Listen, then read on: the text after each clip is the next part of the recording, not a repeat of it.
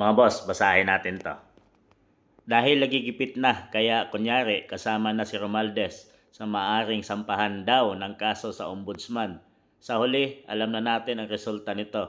Sasabihin ng tao niya sa ombudsman na dismiss si Romualdez dahil walang matibay na ebidensya. Ayon yan kay Senator Rodante Marcoleta. Basag sila dito. Isang magaling na senador at abogado pa itong si Senator Marcoleta. Siya nga yung nakakalaban nila dyan sa Senado tuwing may mga hearing kagaya ng Blue Ribbon mga boss, no, dahil binabali nila yung batas.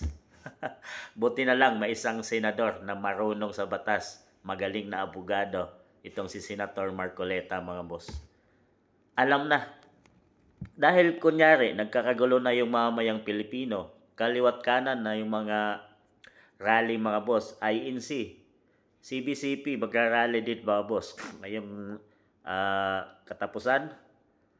At kung saan saang bansa dako ng Pilipinas ay nagkakagulo at nagrarally na yung mga tao, mga mayang Pilipino para sabihin may nagawa at may aksyon na ginawa ang administration. Ito, kakasuhan nila si Martin Romualdez. Hindi pa to nakasuhan mga boss, no? Si Saldico yung nakasuhan na ng ombudsman.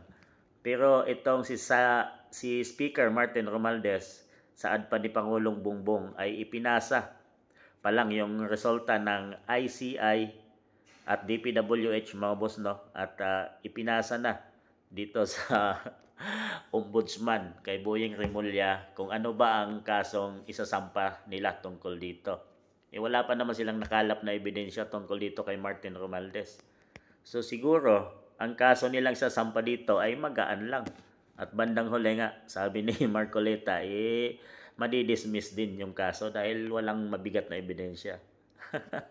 Kahit na may mabigat na ebidensya na inilabas si Saldico, hanggang ngayon wala pa silang kasong na sasampa dito kay Martin Romualdez. Gumalaw na yung si Bongbong Marcos, sinabi niya, may tiwala siya dito sa ombudsman na gagawin nila karapat dapat at batay sa mga ebidensya lang ang gagawin ng ombudsman para masampahan ng kaso itong si Speaker Martin Romualdez. Yung ombudsman mga boss, tao ni PBBM.